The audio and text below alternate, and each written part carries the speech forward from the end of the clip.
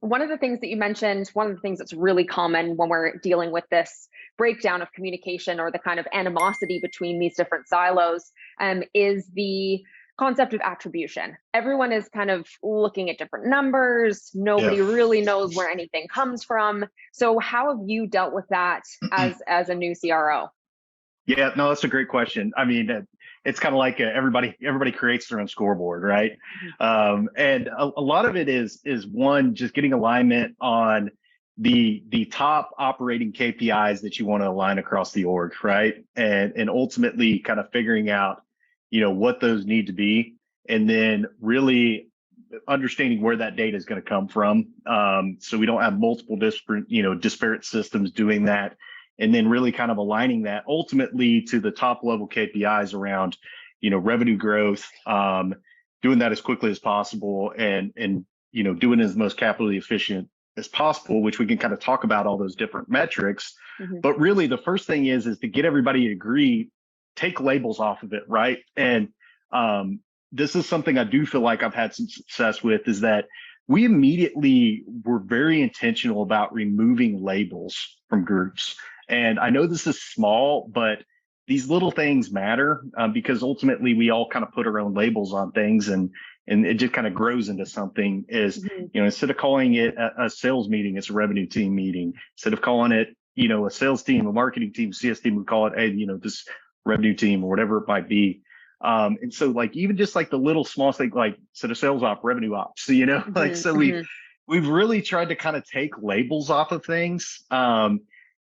Just part of our meeting cadence too is that, everybody that impacts revenue, which is the majority of the company, they're involved in forecast calls and QBRs.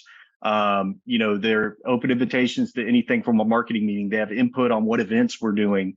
We have really good alignment in terms of using enablement internally to connect those dots. But a lot of it is just really just don't let the silo like start in the first place. And a lot of it is just like the optics and labels. And then also a lot of it too is just about bringing in the right people. And I know that kind of goes without saying, but the number one thing that we look for folks in any type of role is just how collaborative they are. It actually mixes really well with how we go to market and how we sell. We have a larger price tag, higher ACV type solution, 6-7 type deal figure, to where, it requires a lot of cross-functional collaboration, but at the same time, at all levels, we need people that just generally they just like working across groups. And so we really try to, screen and identify and dial in people that are really collaborative. So, at the end of the day, look, sir, we could talk KPIs, financial metrics, and all this stuff all day long. It doesn't matter what kind of business we're talking about. It's a people business, right? And really starts with getting the right people, and people with low egos and are really collaborative. And this is kind of a weird thing to say, but I would say that the people that have done extremely well at our company are the ones that have enough experience to where like they appreciate what we have. They have a really good way of kind of having a good calibration of saying, hey, look, I know what I'm going to do. I've had enough experience to where I know what good looks like, I know what bad looks like, and I'm not really interested in wasting my time on drama and nonsense. I'm here to really have a big impact. And I'm kind of at that point to where I'm really ready to up level my career, and I want to do something big and impactful. So a lot of it is just finding people that are have the right personality traits around collaboration and low ego, but also folks that are just kind of at that right career stage to where they're really ready to like do something challenging and kind of make that leap. And we've had to screen pretty hard for that. This might be like a little unpopular, but like, one question I asked, folks coming into our org is, I'm like, hey, look, like, are you really ready to do something challenging? This could potentially be the hardest job you've ever had. Now, after I just said that, does that make you feel excited, or how do you feel?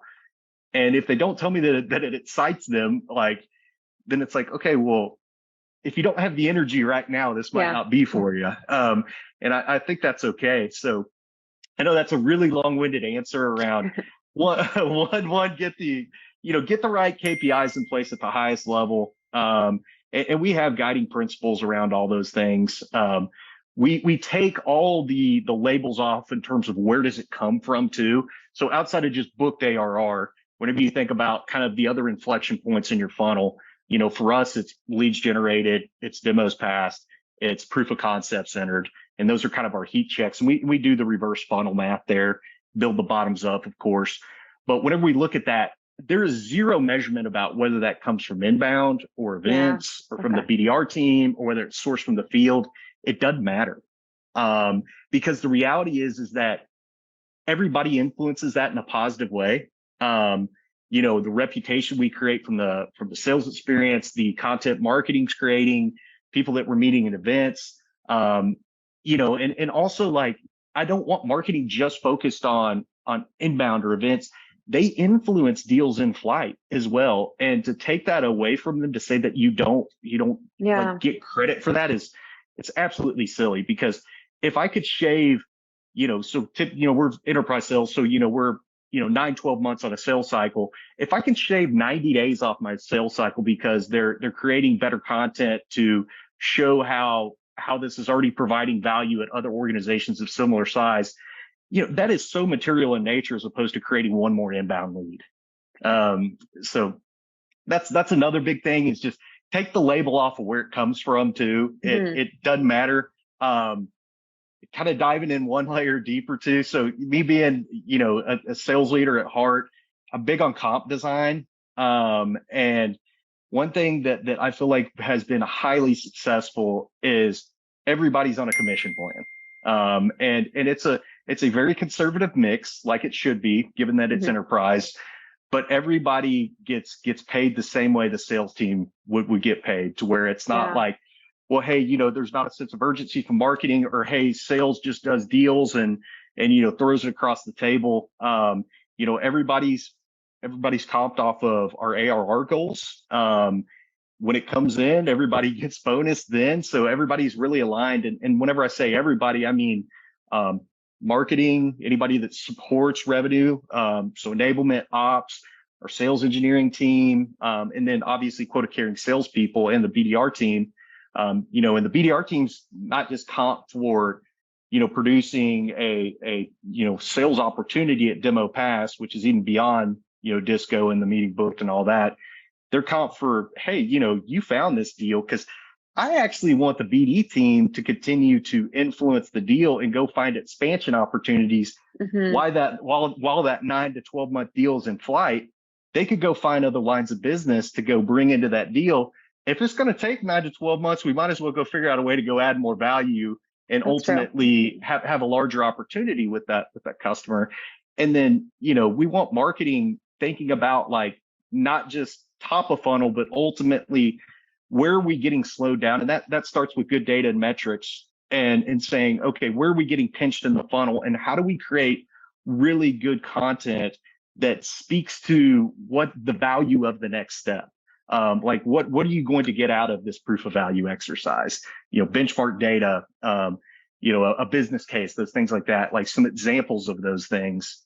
So I don't know. At the end of the day, like, I think we all know that all these things are connected, and they're so tightly connected. I mean, not to leave product out of the conversation, but none of this happens without product, and, but at the same time, like, we arbitrarily create our own labels, and we try to kind of take our own prizes and try to get overly competitive as leaders within our own functional space. And look, like, this goes without saying, like, running early growth companies is hard. Whenever things get sideways or you're under pressure, people start pointing fingers. So the more that you could just get everybody just tightly wound up, comp affects those things, I think you just got to really take the labels off, and then really intertwine these things to the point of, like, okay, this is even how people are getting paid. This is how people provide for their families. And that's motivating.